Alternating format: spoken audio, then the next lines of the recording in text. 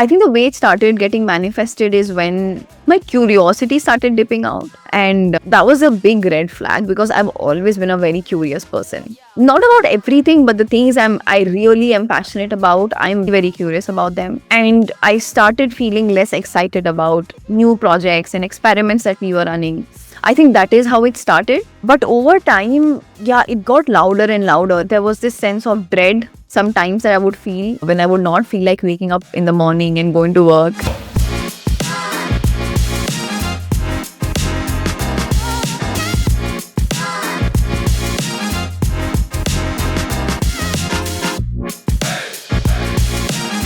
Hi Aditi, welcome to Commerce Couch.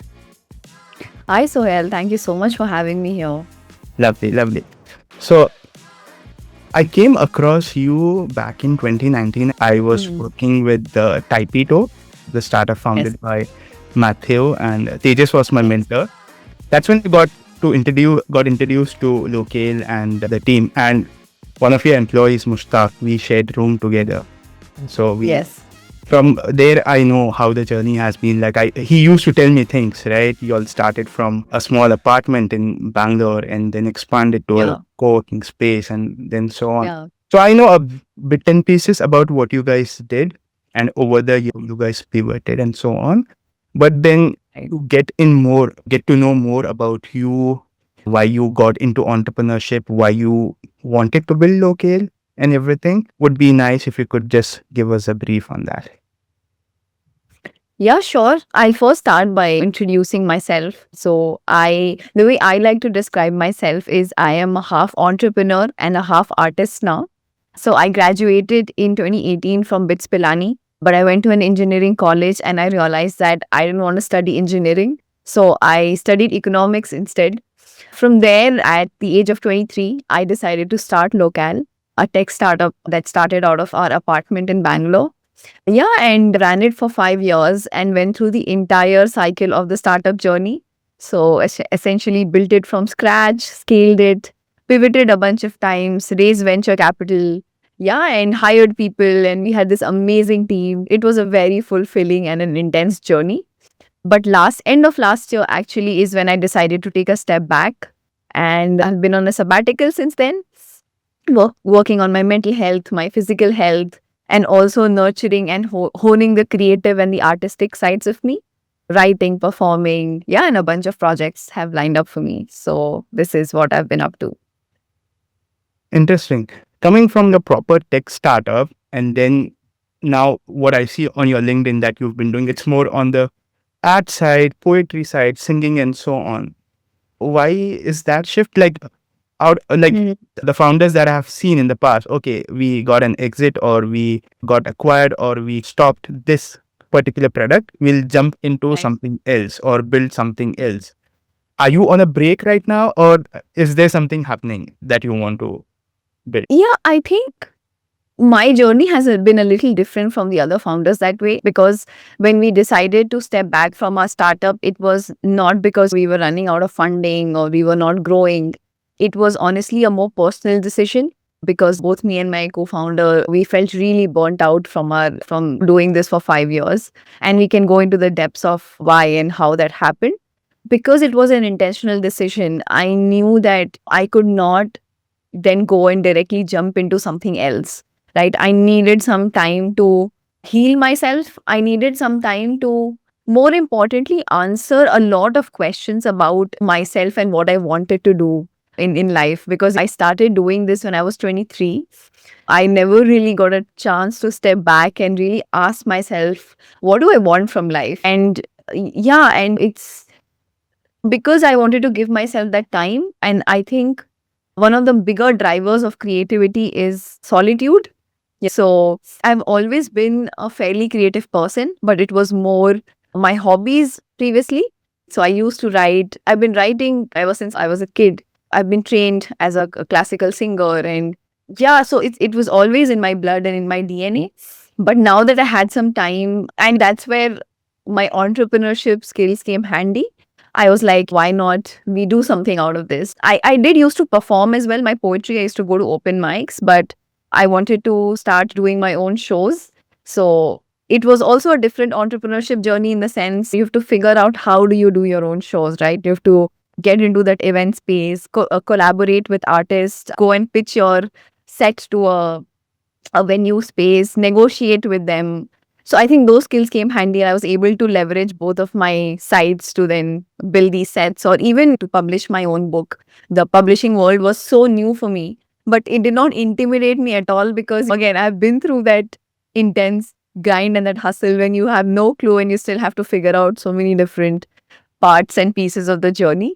So yeah, I've been on a break, but I've been working on a bunch of different projects. Yeah, both a little bit on the tech side and on the creative side, but they're more personal projects for me rather than doing something like a company. Although I'm still figuring out what I want to do next. Interesting. So I can relate to you on this part, I guess. See, there's one thing that is like building a proper tech startup, okay? That is like doing the hard work, doing the tough things, and kind of setting the bar too high is one Mhm. way of looking at it, okay? Other way of looking at it is that, okay, I do have skills. I am good at other things like singing, Mhm. dancing, whatever that is. Right. And there's scope for there if I want to pursue that as well as an entrepreneur, okay? Yes. It's personal for me. I come from mixed martial arts background. Okay, so I Oh, used to wow. train kickboxing back in India during COVID in my Right. hometown and all of that. And while I'm here and now yeah, this is good. I need this running, the tough things, the startup thing and all of that. But at the same time, I want to do something that I like. And this is also another direction, or if you want to pursue that as an entrepreneur, being a proper kickboxer or training people as a kickboxer and all of that, right? So I sometimes be like, no, this is an easy thing to do, and I don't want to do this. This is tough one, and I want to do this. Okay. So now when you are saying this, how did you make that decision? Okay, I'll pursue this, and for a time being, I'll just say, fuck it, I'll just do this. That mindset itself is important. Coming from a background where the bar is set too high.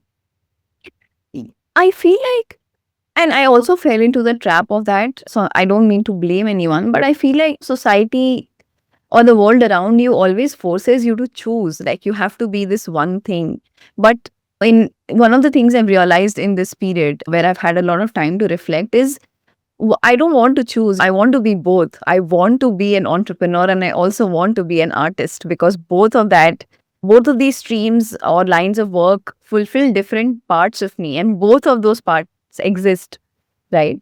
When I took this sabbatical, honestly, I did not know what was in store for me. It's not like it was planned, but I did follow my curiosity and I did follow what I felt called to do from my own intuition because I would like to say I'm a very intuitive person. And one of the things that, I realized was, hey, I have these different pieces that I've written over the years. Why not I do something about it? I am, of course, going and performing in open mics, but and when I used to perform there, a lot of people would come and tell me, hey, I want to read more of your work. And that time I didn't even have an Instagram account, right? I did have a Medium blog, but I would not post a lot of stuff on that. That is also a different journey because I would probably only write for myself. So I think it has been a journey in being okay to just reveal my writing, which is so personal, so vulnerable. So much of me comes across in that. And I think once I was okay with doing that, everything just fell in place in the sense that it still required a lot of hustle to figure out, okay, who's the right publisher? Who should I go ahead with? How do I even figure this out? But those things are not the hardest part of the journey. Right? The hardest part of the journey is to come to terms with the fact that, okay, I guess people are going to read this and they will know the kind of person I am that I don't show maybe to the outside world. This is how I felt at different points in my journey. I think that was the harder part. Interesting. While you were building Locale, what are some of the things that you've in now not many of them understood?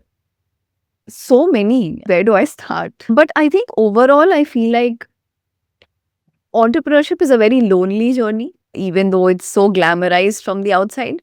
And it's lonely because you are holding so much. You have to take care of your team, your customers, your investors, the product, the market, the vision. And you also have to work with so much uncertainty, right? And people, especially your team and your investors and your customers, they are leaning on you for your direction, your conviction, your stability. That is the hardest part, I would say, which is to be in that place, but also know that you to accept the pain of that journey, which is that you have to take care of this responsibility and you have to deal with the uncertainty, right?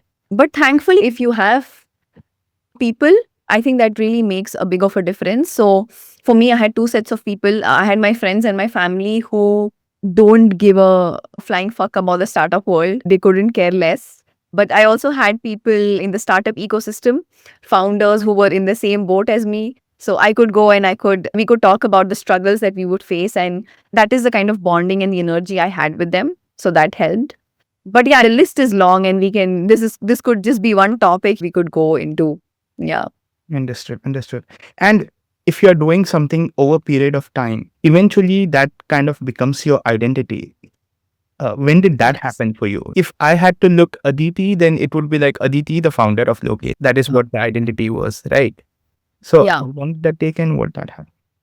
Yes, I think the way I think about it is like it's not, I don't think there is one moment when your identity gets formed. At least for me, I've always been a very intense person and I like to go all in whatever I'm doing. So at least for me, it was more on a subconscious level.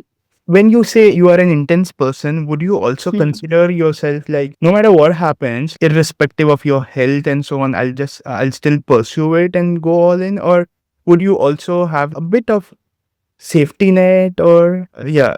How intense is that? Like I am just trying to learn for myself. Yeah, I think when I started, yeah, I was that kind of a person who would not even care so much about their health, to be very honest with you. But also, I got away with that because I was fairly young. If you're Mm. having very intense work days or weekends, and even if you're not eating well, you can still get away with it. So I think I was lucky that way that when my worldview was that I was younger. But as I started growing old, and I think, and stepping back from my startup, definitely health was a very big reason. My physical health, I think I had fucked it up in a lot of different ways, shape, and form. And I really felt like I need to focus on this in a way where this has to be my biggest priority for some time, right? To be able to feel good in my body. I'd forgotten how it felt to feel good in my body. So I was that person initially, but as I grew older, I realized no, that is not a sustainable or a healthy way of doing anything. But coming back to your question, I've always been a very intense and a very passionate person. I like to give my all in anything I'm doing. And that's why any project I pick is also, I take my time with it because, like I said, if I'm going to give my all, it better be, worth it. It was not a particular point in time when that happened. It was more subconscious. And it's also because the immersion that building a company requires, no matter how balanced you are as a person, it's definitely much more intense than a regular job, right? So the immersion and the hard work that it requires, somewhere I feel when people start looking up to you for decisions, for clarity, for stability, I think it's more of it was more of a subconscious process for me on why and how that identity got formed. Interesting. Interesting. What is when see one thing that I've noticed while you were building local is that you guys have Hmm. pivoted a lot. Okay. Yes. And like the recent times when I spoke to Mushtaq and he told me that you are building something on the e-com side, like on the D2C part, helping D2C brands. Yes. Uh, Yes. Coming from while you had started, it was more on the geography, location side of things, and eventually Yes. the pivot has happened and then serving D2C brands. Why did you get into the D2C space, the e-commerce space? It was not a D2C space in particular. So when we started, we were building a product for operations teams in logistics and supply chain and those kind of companies, a hyper local like mobility, food delivery. So we started building a SaaS product for those companies, the operations teams in those companies, right? And when we worked with them for, let's say, a couple of years, we realized a bunch of things, right, about the market. One of the things that we realized was that operations people, instead of having a map based visualization and analytics product, what they really needed was something like a trigger mechanism for anytime something is going wrong or breaking in their operations, right? And so that also actually was a module in the product, but we took it out and built it as a horizontal product across different industries. So D2C was one of the industries that we were targeting, and the use cases were around stock out. So anytime in their warehouse, whenever the inventory was falling below a certain threshold, a WhatsApp notification would go to the right person in the store and it would get escalated, and it had to be solved within a specific period of time. Or there were alerts and triggers around delays and SLAs and so on. Yeah, D2C was just one of the verticals that we were targeting. Okay, interesting. I thought the pivot was completely into D2C. Okay, We cool. were also working with health tech companies, logistics companies, ed tech companies. So it was like any vertical that has business operations teams who cared about being much more proactive than reactive. Makes sense. You have been writing this book for a very long time, right? Yeah. While you were writing, what is that you were processing during that time, or what was the message that you wanted to give in this? Like the entire journey, like you've been through for the past 5 Yeah. It's strange because I actually was not writing to write a book, to be very honest. Writing has always been my way of processing my emotions. I like to hide behind my pieces of writing, but also package it in a way that speaks to other people as well. And especially for me, this was my first But you job. do this as a journal, like it was for yourself only?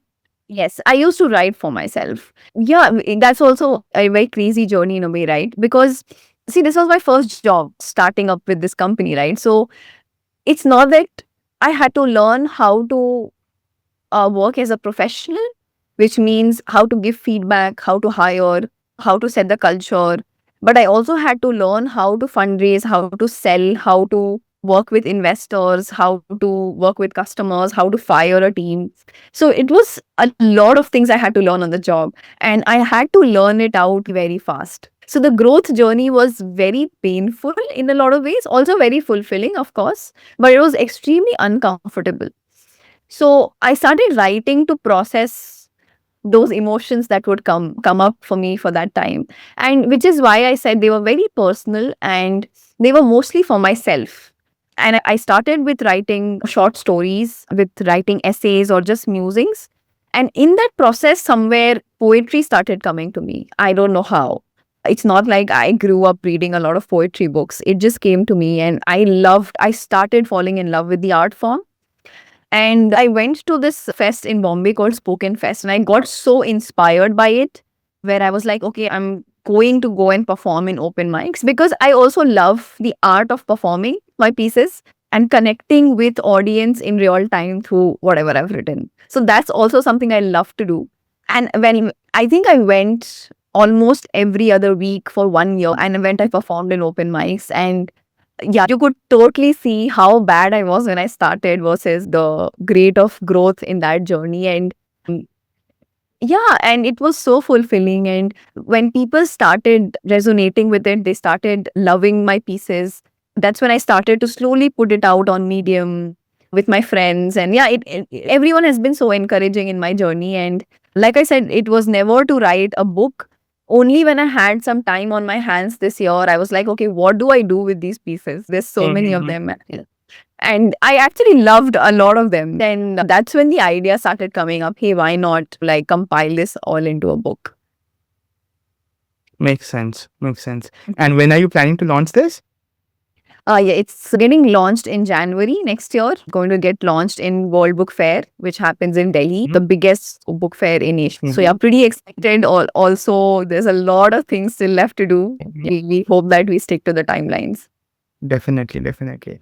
And how is that journey coming along, like on the printing side and getting the publishers involved, and Yeah, how is that going on?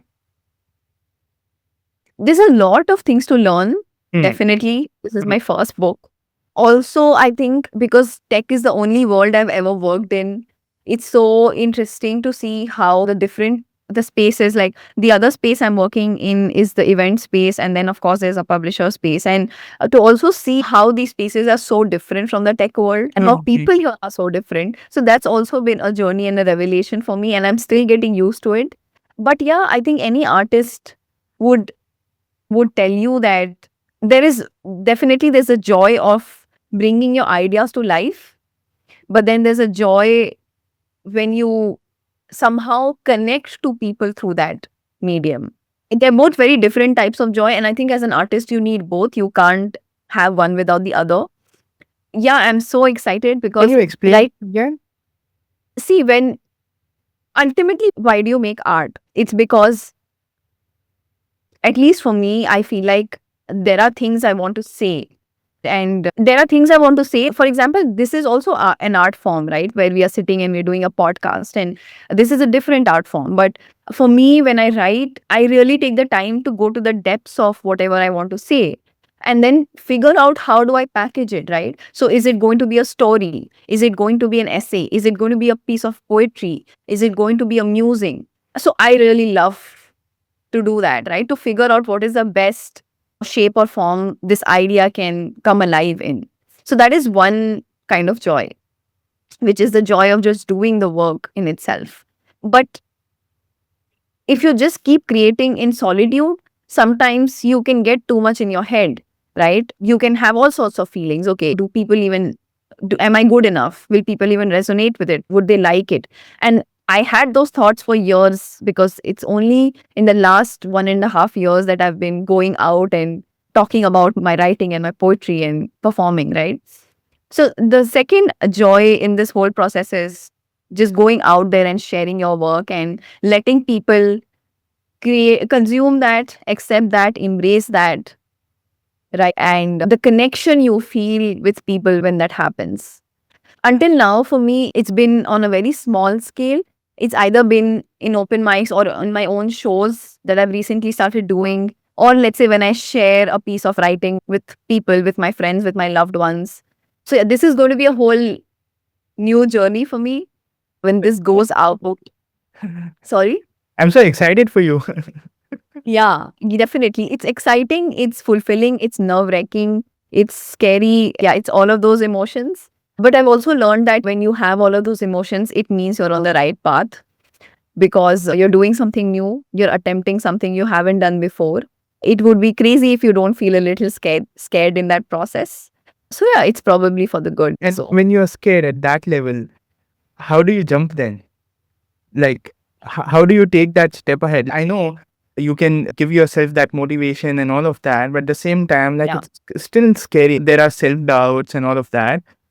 Yeah. How do you figure out that part? Like, how do you handle that?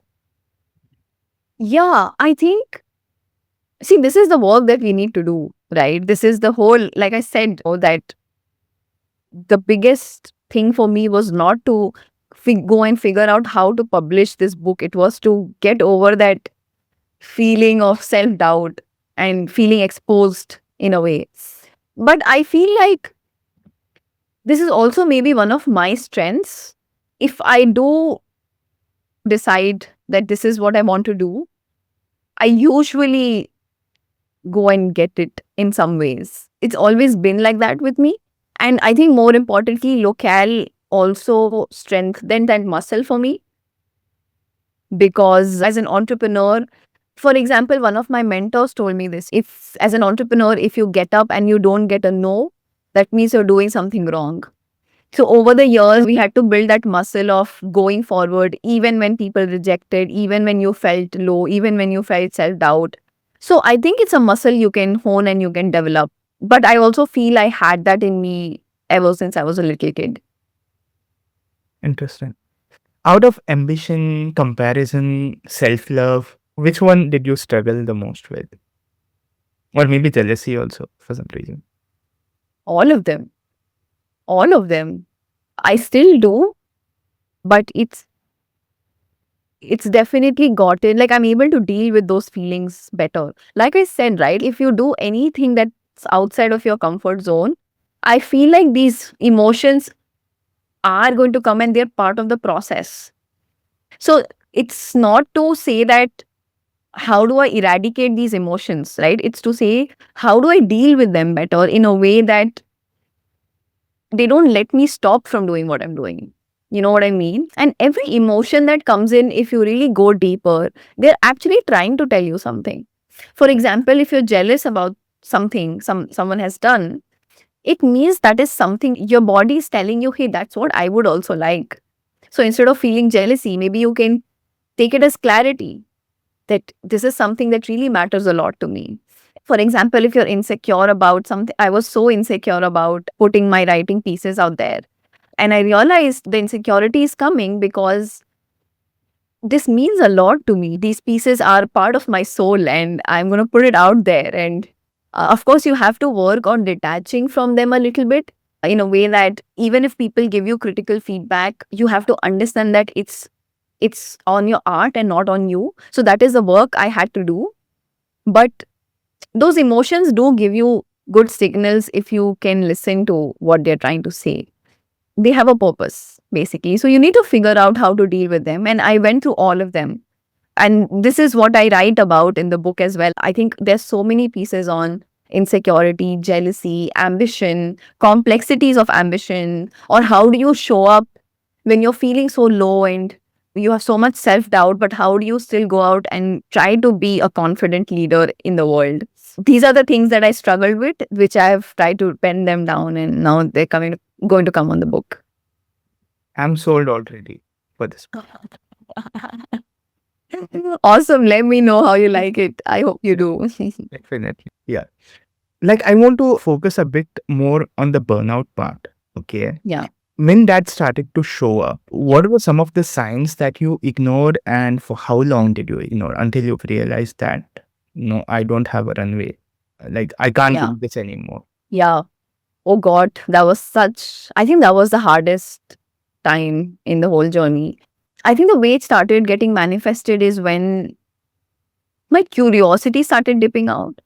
And that was a big red flag because I've always been a very curious person. Not about everything, but the things I really am passionate about, I'm very curious about them. And I started feeling less excited about new projects and experiments that we were running. I think that is how it started. But over time,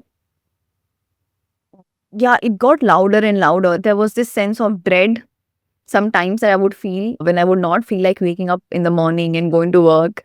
And I think more importantly, like I said, I've always been that person. Anytime someone said a no to me, I would be like, you know what, I'm going to do this and I'm going to show you. I always had that attitude when someone tried to doubt, but somehow that zeal of like going out there and doing this, going out there and just being okay with rejections and no's and all of the things that come as part and parcel of the entrepreneurship journey, I felt like I just did not feel the strength to deal with them. And that is when I started realizing, okay, I need to take a step back. And I really, did try to fix it in one way. A lot of my mentors told me that go and travel, take a trip, or start having a life outside of work, which I think at that time I did not have a very balanced life, I would say. I did start doing all of that, but somehow I now understand why that feeling never stopped coming up because there was an alignment problem. The decisions I was taking then did not feel aligned to who I was and what I wanted in life. So it would definitely subside for some time when I would travel or do these things, but it would come up again. So it was a long journey and a long process for me. Nice, nice, nice. I think this call will get disconnected in 2 minutes. I'll send you a new link on LinkedIn. Okay. And continue. Sure. Yeah. Awesome. This is probably the last question. And I wanted to get an idea on what is that one part of shutting down a company that people do not talk about enough? Because everyone is glamorizing how they grew and what they achieved. But on the other side of it, something that people need to speak to when things are not really working out. Yeah, I think there are three parts to it. I think one is the process and the journey that led you to shut down, which we already covered in the podcast.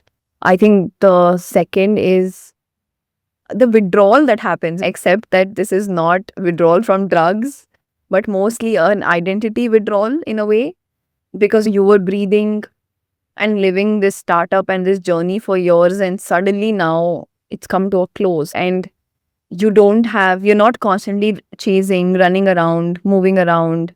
You don't have a calendar full of meetings. You don't have a constant stream of Slack notifications that you need to reply to.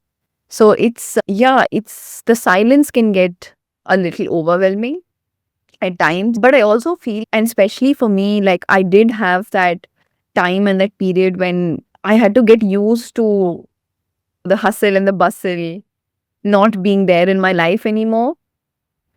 But if you do give yourself the gift of time, you realize and you understand just like how amazing things can unfold, and also so many parts of yourself that you never had to sit and confront, that you have to do now. So yeah, I mean, it's been a journey for me when I had to do a lot of introspection and self reflection, and really go within myself to figure out what is the kind of life I want and what do I really want from life. But yeah, on the other hand, like I said, the solitude also put forth the parts of me that were inside me, but I never let them flourish. The artistic parts, for example. Yeah, it can do amazing things for you. And I wrote about this as well on my LinkedIn, that if you can give yourself the gift of time, you should do that, because it's very difficult, but it's so fulfilling in so many different ways. Nice. If you had to give one piece of advice for an entrepreneur who is trying to build something, I think I would ask them, why do they want to do that? For example, if your reason is external, like one of my reasons was that, and I would not even accept maybe back then, if you told me this. But like I said, after doing so much self-reflection, I've understood that one of the big reasons and fuel and drivers for me was the fact that I had something to prove. And to myself, to my family, the world, I don't know. But this feeling was what was the most predominant. And while it does fuel you and propel you, this is what happens if you're not aligned. You feel burnt out. You don't feel fulfilled. So I would encourage people to pick up journeys where they feel aligned. It feels intentional. You feel like you're using your strengths and your talents and your superpowers to go on that journey, instead of external things that motivate you, because they can motivate and push you for some time. But if you don't get your priorities, I think it can all come crumbling down, which happens with a lot of famous artists and even entrepreneurs as well, right? It is what happened with me. So I think I would really force them and urge them to do that, a bit of that self-reflection before they start out. so clarity over action. No, yeah, yes, like you take the action from a place of clarity. And this is what, in a way, ambition means to me now, and success means to me now. It's alignment. It's doing things for the joy of doing them. It's using your strengths, your superpower, your own story, your uniqueness, but also not dreaming smaller, but also dreaming really big. So it's tricky. But if you can give yourself the time to figure it out, I think you can.